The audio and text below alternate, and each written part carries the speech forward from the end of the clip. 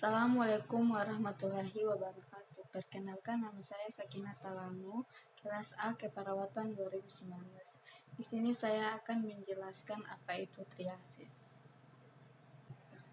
Buat teman-teman yang pernah ke rumah sakit, khususnya di ruangan IGD, di sana kalian akan menjumpai garis-garis yang berwarna-warni. Dan garis-garis ini biasanya diletakkan di lantai ruangan IGD.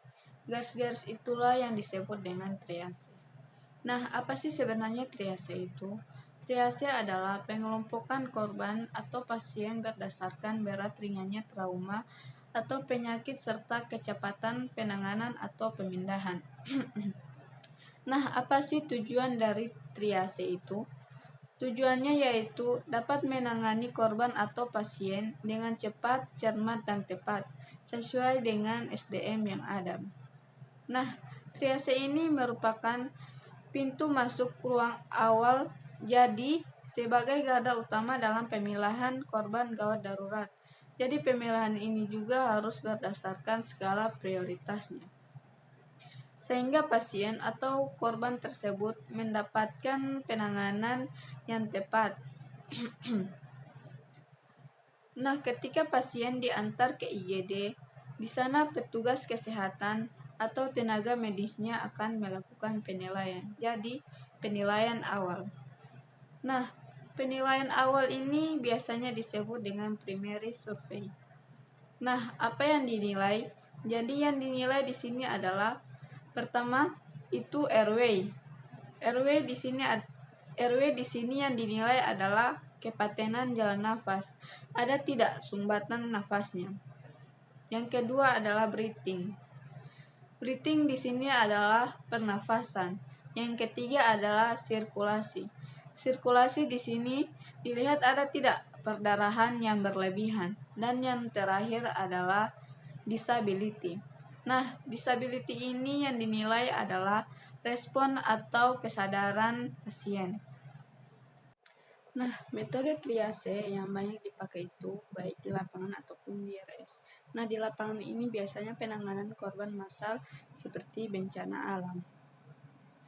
Nah, itu yang digunakan adalah Simple Triage and Rapid Treatment atau STAR.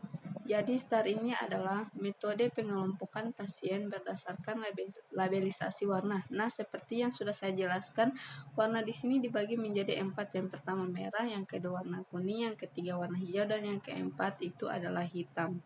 Untuk labelisasi yang warna merah dikatakan sebagai prioritas utama. Nah, kenapa dikatakan demikian? Karena kondisi pasien itu mengancam jiwa atau fungsi vital, sehingga pasien itu harus memerlukan tindakan segera. Misalnya pasien dengan penurunan kesadaran, di mana pasien tersebut memerlukan resusitasi yang cepat. Terus yang kedua, misalnya pasien dengan gagal nafas ataupun pasien dengan perdarahan hebat. Jadi pasien-pasien dengan kondisi seperti itu masuk sebagai prioritas utama dengan labelisasi warna merah. Jadi pasien ini adalah kondisi gawat darurat. Untuk pasien yang masuk dengan labelisasi warna kuning merupakan prioritas kedua. Mengapa dikatakan demikian? Karena keadaan pasien itu mengancam nyawa tetapi tidak memerlukan tindakan darurat. Jadi pasien di sini adalah kondisi pasien yang gawat tetapi tidak darurat. Misalnya pasien-pasien dengan patah tulang besar, pasien-pasien fraktur misalnya. Terus pasien-pasien dengan luka bakar. Luka bakar di sini biasanya luka bakar dengan derajatnya itu yaitu derajat 2 dan derajat 3 atau pasien dengan trauma toraks atau pasien dengan luka tusukan. Nah, untuk labelisasi warna hijau itu dikatakan sebagai prioritas ketiga. Nah, kenapa demikian? Karena kondisi pasien darurat tidak gawat.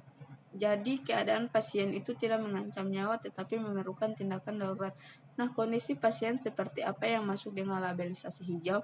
Misalnya dengan pasien cedera yang tidak mengalami penurunan kesadaran dan dapat melakukan mobilisasinya itu secara mandiri. Tanda penggunaan alat bantu seperti kursi roda atau brancard. Atau juga pasien dengan luka bakar. Nah, luka bakar di sini luka bakarnya itu dengan derajat 1. Bisa juga pasien dengan fraktur minor atau tertutup. Untuk labelisasi hitam itu masuk dengan kategori prioritas keempat. Nah, mengapa demikian? Karena keadaan pasien itu tidak mengancam nyawa dan tidak memerlukan tindakan darurat. Nah, pasien-pasien dengan kondisi apakah yang masuk dengan labelisasi hitam?